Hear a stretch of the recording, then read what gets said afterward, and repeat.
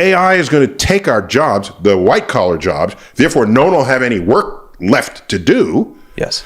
Be creative and find something that AI can't do. Look at 1905, New York City. Take a picture of Fifth Avenue. There's 50 horse-drawn carriages for every one automobile. Yeah. 10 years later, 1915, the same photo. Yeah. It's 50 automobiles and one horse-drawn carriage. You tell me that's not exponential? Within 10 years, we go from horses, which we figuratively and literally built civilization on the back of, and now you can't give away a horse. Whole industries supporting horses went away. Buggy whips, wheel changers, wooden wheel, all of that went away. Yeah. Within 10 years. And we just, there it is, we just accepted it. When we were all in the caves, half of everyone born was dead before the age of 30. Jesus. Half. Yeah. Fast forward to 1840. I thought it was going to be like 10. Fast forward to 1840. Sure. That number went up to...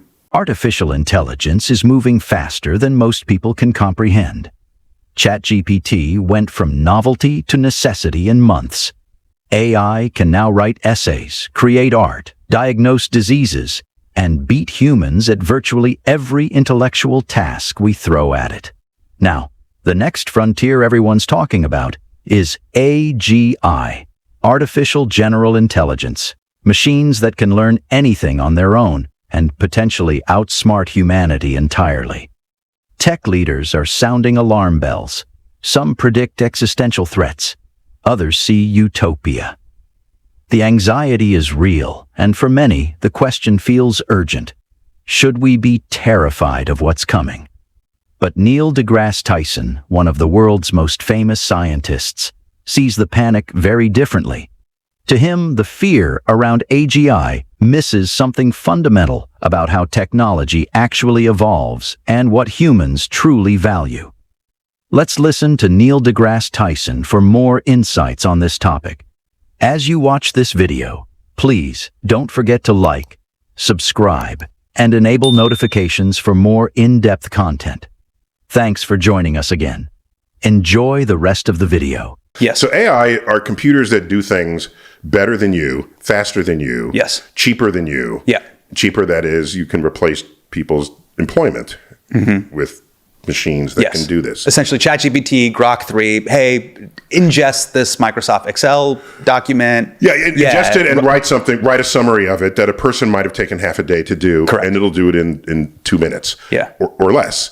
So this is what anyone today is referring to as AI. By the way, AI has been around long before ChatGPT. ChatGPT put it on the radar of creative people because all of a sudden now AI is doing creative things. Right. All right. It's writing your term paper. It's drawing and making an illustration. Yes. And the people who write headlines are the ones directly affected by that sort of thing. Correct. So AI had a resurgence of public awareness of its role in our society, but it's always been there. Sure. Oh, not always, decades. Yeah. Right. When computers beat us at chess, okay, I remembered how far away that goal felt. Yeah. And then it was conquered. Yeah. It was like, wow, okay. Then they moved the goalposts. Well, how about Jeopardy? Jeopardy requires cultural awareness. Yeah. That's not just logical inference. Yeah. It's think this through in a culturally aware, sensitive way. It wiped the floor with our best Jeopardy player ever. AGI, it can learn anything at all on its own and be self-motivated doing so. So it has its own curiosity. There might be others who would define that slightly differently on the edges, but foundationally, it is general intelligence, as our human brain functions. You walk into a room, it's a new situation, you walk in a different room, and you analyze it, you assess it, you decide how you can add to what is needed in that moment. So AGI is not a specific computer with a specific task. Got it. Okay? And you put that into a robot, then... oh my gosh, okay? Because ChatGPT is not going to make your cup of coffee. AGI would look at your life and say, oh, he probably wants this tomorrow. Let me figure out how much and why, and they'll do it. Okay. So it's really a whole person. So some people find that concerning. You don't find it concerning. I don't think it's in the offing. What do you mean by in the offing? I don't see why we would value it. It sounds highly useful. Right. Okay. However, we're humans and we're in charge. At least we still tell ourselves that. Okay. So I have tasks in my life. I would love to have computers do it for me. Yeah. I don't want the computer to do everything. I want it to do that thing. Yeah. Don't get a computer that can do that. Some leading tech people talk about it in that way. Okay. And they're the ones that get all the clickbait.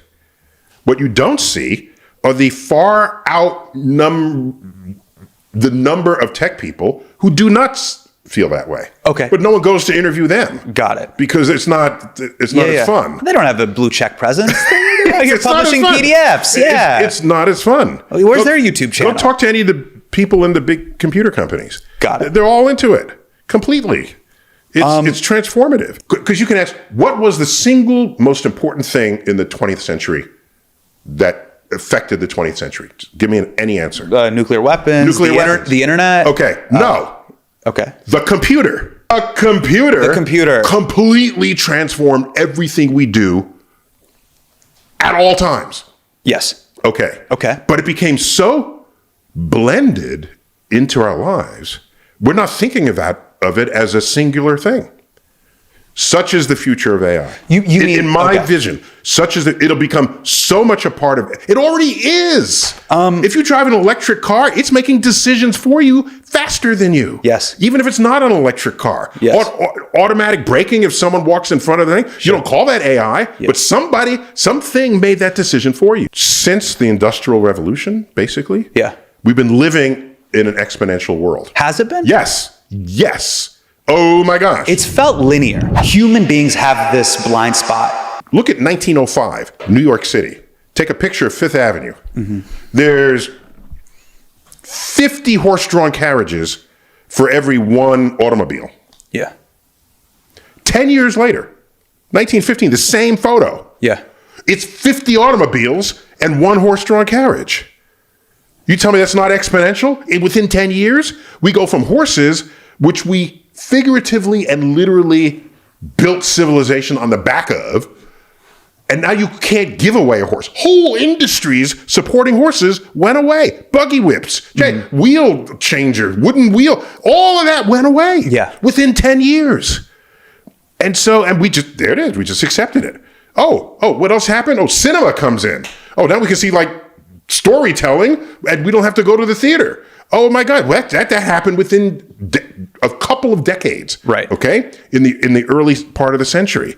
Take a look at a map of all the planes that are airborne at any given moment. Yeah. There's 1 million people airborne at any given moment of any given day. 1 million people. And I look back 100 years ago, the Wright brothers and all of this. Sure. Just 4 people are airborne at any given moment. Now we have millions? Come on now. So these exponential step functions that you've seen even in my 39 years on planet Earth, you're not concerned about them vis-a-vis AGI. It'll happen with AGI. And you're saying it's okay. It's going to be okay. No, I'm saying I don't think AGI is what we're going to go for. Got it. I think you want to do things that are useful and practical. And that's how we've brought technology to our lives. What does that mean, useful and practical? Just what do you mean? Like I said, I want a computer to make my coffee. Look at 1905, New York City. Take a picture of Fifth Avenue. Mm-hmm. There's 50 horse-drawn carriages for every one automobile. Yeah. 10 years later, 1915, the same photo. Yeah. It's 50 automobiles and one horse-drawn carriage.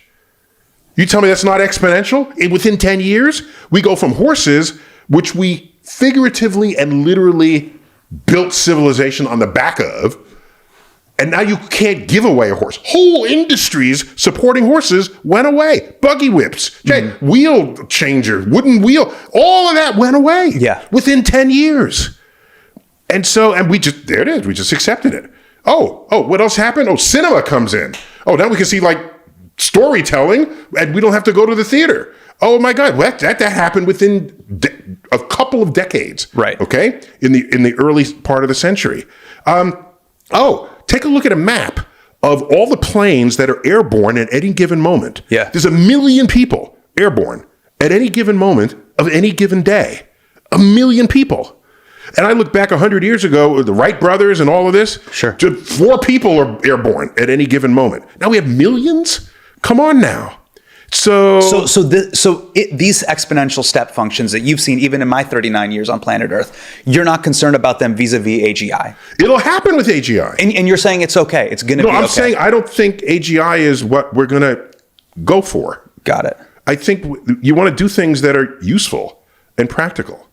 And that's how we've brought technology to our lives. What does that mean, useful and practical? Just what do you mean? Like I said, I want a computer to make my call. So now the bad actors, okay, who get access to AGI, where AGI is, of course, has a low barrier of entry, lower than building airborne nuclear weapons, right? So sure. The risk factors would be higher, yes. So I don't have problems putting guardrails on things and checkpoints. I had a brief conversation with Ray Bradbury. He told me of a time when a woman came up to him and said, he's a science fiction author. Yeah, of course. And she asks, why do you write these stories of such apocalyptic futures? Yeah. Is this where you think civilization is headed? And he replied, no. I write those stories so you know to avoid them. As a warning guardrail. Right. So we see Terminator wreaking havoc, in the cities from the film, and maybe that'll tell us, maybe let's not put it in a machine. I want to sound naive here. Okay. Okay. I want to invoke nostalgia for the future. Okay? Yeah. Here it is. When we went from horses to cars, whole industries went belly up. But other industries rose because of these new needs that we had. Automobiles. We needed gas stations, auto repair, factories that build cars. Sure. Okay? It's not the same job that you had with a buggy whip, but it's another job being put back into society. There are certain frontiers in human physiology, the medical sciences, that were beyond our reach because we didn't have either the computing power or the capacity for the analysis of possible outcomes, either in the presence of a medication or in the presence of some other change you might impart within human physiology. Yeah. And one of them is protein folding, for example. Proteins are these large molecules, and their function relates to what shape they take when they're doing their business. And so if you don't have an understanding of all the possible shapes it can take or what the outcome would be, you're just throwing darts blind, right? But when you have proper guidance with high performance computing, with a dose of AI, oh my gosh, you can localize that and figure out exactly what you need. Keep in mind, when we were all in the caves, half of everyone born was dead before the age of 30. Jesus. Half. Yeah. Fast forward to 1840. I thought it was going to be like 10. Fast forward to 1840. Sure. That number went up to 35. Half of everyone born was dead by the time they were 35. So in the tens of thousands of years between living in caves and the middle of the 19th century, we only got 5 more years. We got 5 years Jesus. on that. Okay. Since then, with advances in medicine and by the way, everyone back then was eating organic. Just saying. And the water was clear, the air ran pure, the game was free range. Didn't make a damn bit of difference. Science matters here. Tyson makes a sharp distinction between AI and AGI. Current AI does specific tasks better, faster, and cheaper than humans. It ingests data, processes it, and produces results. ChatGPT can summarize Excel documents in seconds. AI beat humans at chess, then Jeopardy, then creative writing. But AGI would be different. It could learn anything independently, adapt to new situations without programming, and function like a complete human mind. Put that into a robot body, and you have something that can assess any room, understand what's needed, and act accordingly without specific instructions. You can run around and eat all the organic you want. Okay. You'd be dead by the 30 unless some doctor came in and said, we can increase your life expectancy using science. You're directing this at me as if I'm RFK Jr. I'm not. I'm just telling you I'm not. Okay. Hold me back. All right. Wait. So, yes. I greatly look forward to what advances those will bring. And even though you have bad actors involved, and that can be mean bad things, I'd like to think that the positives at all times will outweigh the negatives. And when you lose your job, try to see it coming and then figure out what else you might be able to do that involves the uniquely creative thing that is humans. By the way, have you tried to tell ChatGPT, tell me a joke in the style it sucks. of... It fucking sucks. It's bad. It's garbage. Look, tell me a joke in the style of Hassan Minhaj. Okay, have you done that? Whack. Garbage. Basura. Trash. It'll probably get better. AI can only know what already exists on the internet. Yeah, which is terrifying. So if it ingests everything you've done and tries to be you, it can't be something about you that you invent for yourself tomorrow, because that's not on the internet yet. Yeah. So you can stay ahead of AI by continually innovating in ways that AI does not have access to. So you can say, paint me the scene in the style of Van Gogh, and it'll do it. And when I say, paint me the scene in the style of no one who has ever been born, where's it going to go? Yeah. Where's it going to take you? Yeah. Just as a sample from my field, in my lifetime, computing power has grown exponentially. Yeah. But in the early... And especially probably for cosmology and astrophysics. All of the above, right. So if I want to simulate what the stars in a galaxy are doing, just think about this. Galaxy has 100 billion stars in it, and they're all sort of in orbit around the center of the galaxy. How do I know what path they're going to take? Well, they're going to respond to the gravity of every other star. But every other star is also in motion. Yeah. So every star is in motion at all times, and I want to calculate what the net force is on any one star, and then move it in the direction that those forces indicate. Yeah. But I have to calculate that for 100 billion stars at all times. Right. Okay. So in the old days, we didn't have the computing power, so we would make a galaxy of 100 stars. At any given moment on the frontier of science, if it's an active science and a vibrant science, there's always something that is just beyond what the computers of the day can do. Yeah. And exploiting AI, we have a new telescope coming online called the Vera Rubin telescope that is not going to take photos of the night sky. It's going to take a movie of the night sky. That is, photos close enough in interval that you stitch them all together, you get a movie. Why do you want a movie of the night sky? Because if I just go there and take pictures and take them home, there's a zillion stars in the picture, the couple I'm interested in, but otherwise, I don't know what's going on with the rest of what I don't care about. What this telescope will do, it'll find anything that goes bump in the night. Anything that's moving. Anything that gets brighter and then dimmer again. Oh, wow. It's going to find the dynamic phenomena in the universe, and it's going to find asteroids that could be headed our way. Because from one image to the next, the asteroid moves. So this telescope is primarily a data project. Wow. There's no way. In fact, Mercury just went into retrograde. It did? Let you know. Oh, God. And it does that several times a year, just often enough to blame the universe on your bad decisions rather than yourself. Is if everyone who voted for Donald Trump imagined this is how it would play out. Right. And maybe people don't know or care much about academia, but there are other programs that are hit. Medicare or Medicaid, one or both. Yes. Social Security. These are sort of cherished elements of our modern society that maintain our health, our well-being, our security. And so I wonder how many of them saw this coming. Well, let's... So that's my first point. Yeah. And if they all saw it coming, then, okay, this is a democracy, and it's government by the people, for the people. Right. And as they say, you make the bed, now you sleep in the bed, right? Sure. So people will see the consequences of this. And I wonder if when it all plays out, whether it's actually the country they wanted. And as pendulum balls swing, there's a lot getting broken now that took many, many decades to build. Yeah. And when I tweeted a few weeks ago when that asteroid, there was a 1 in 50 chance it might hit Earth. Yeah. And that's, I said, there's an asteroid headed towards Earth with a 1 in 50 chance of striking. Sure. Right?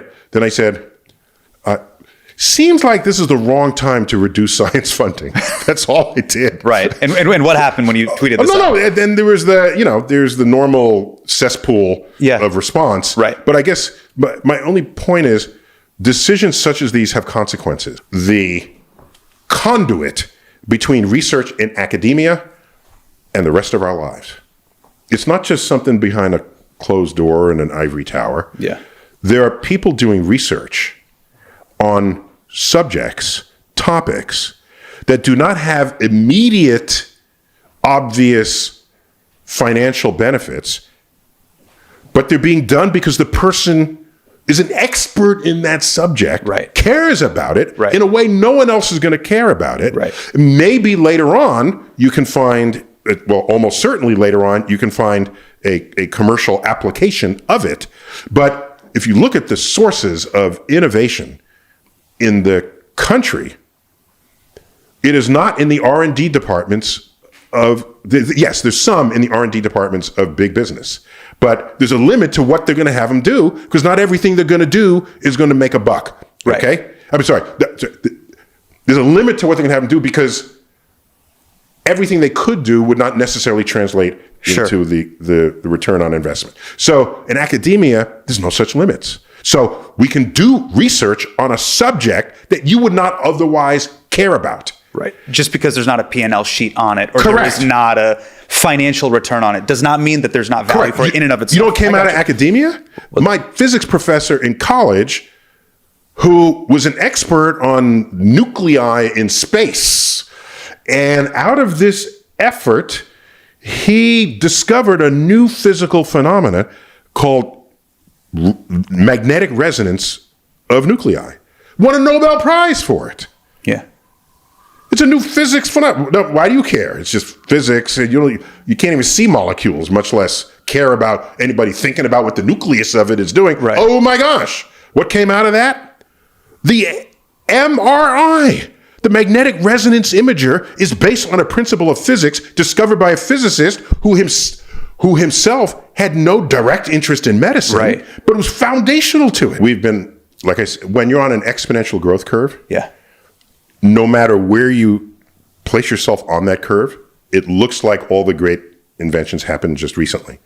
That's the nature of an exponential curve. So you show an exponential curve, we're here. Oh my gosh, look what happened. If you rescale that and cut it here and scale it, that will be the same downward curve to the past. This thing about science not being where engineering is, someone wrote that 100 years ago. Said, we've figured out most things in science and now it's just a few more decimal places in the measurements. And then we discovered relativity and quantum physics. And physics was transformed. What I can tell you is we know enough about the universe to quantify our ignorance. And everything we know, the physics, the chemistry, the biology, all of that, all of our understanding of what's going on in the universe is 5% of what is driving the universe. The 95% has dark matter and dark energy. We can measure it. We don't know what it is or what's causing it. We haven't discovered anything lately. We are on the doorstep of profound ignorance turning into possibly profound insight and wisdom on how the universe works. And and that's all the sciences. And in biology, they're still trying to figure out how you went from organic molecules to self-replicating life. That's a frontier in biology. We're looking for life in the universe, aliens. Oh my gosh. If we find a biosphere on another planet that encodes identity that doesn't use DNA, or if it does have DNA but no DNA in common with us, that's transformative of biology. So science is indeed seemingly an endless frontier. A robot just has to be something that does the task better than anybody or any other thing. Right. So you get into a self-driving car, the car is the robot. You don't get a butler that drives your car. No one thought that through. Well, this is decades ago. But this is the long. You don't put a robot in your car to drive your combustion engine car. The car is the robot. Well, so your coffee machine is the robot. All right. Now we still have to figure out the dish thing. Okay. Yeah. Or the laundry thing. and I'll make my own bed. I promise. But a machine did your laundry. Tyson's perspective is surprisingly optimistic, and it comes down to one key insight. He doesn't think AGI is what we're actually going for. His reasoning is pragmatic. Humans want computers to do specific tasks that make life easier. We want coffee made, laundry folded, and dishes cleaned. We don't want a machine that does everything. We want machines that do particular things well. The whole point of technology has always been to solve specific problems, not to create general intelligence that replaces us entirely. The same applies to robotics. Tyson points out that robots don't need to look human to be useful. People get caught up imagining humanoid butlers, but that misses the point entirely. Your self-driving car is the robot. You don't need a robot butler sitting in the driver's seat of your regular car. The car itself becomes the machine that does the work. Your coffee maker is the robot. Your washing machine is the robot. We've been living with robots for decades. We just don't call them that because they're so integrated into daily life. He uses a perfect example from history. When cars replaced horses in just 10 years, entire industries vanished. Buggy whips, wooden wheels, stable workers, all gone. But new industries emerged. Gas stations, auto repair shops, car factories. Jobs shifted. They didn't disappear. The same pattern happened with computers. When computing power exploded, it didn't eliminate work. It created entirely new categories of employment that nobody had imagined before. Tyson believes the same will happen with AI. Yes, it might replace some jobs, but humans will adapt by creating work that AI can't do. His challenge is simple. Be creative and innovative in ways AI can't access yet. AI can only learn from what already exists on the internet. It can recreate Van Gogh's style because his work is documented. But it can't create something truly original that no human has ever conceived. That's where human creativity still wins. He's not dismissing concerns, but he's also not buying into existential panic. He sees AGI the way he sees most technological leaps, as something that will blend into our lives so seamlessly we'll forget it was ever revolutionary. Just like computers did. Just like cars did. The transformation won't feel like an apocalypse. It'll feel like an everyday thing. Thanks for watching, and don't forget to like and subscribe.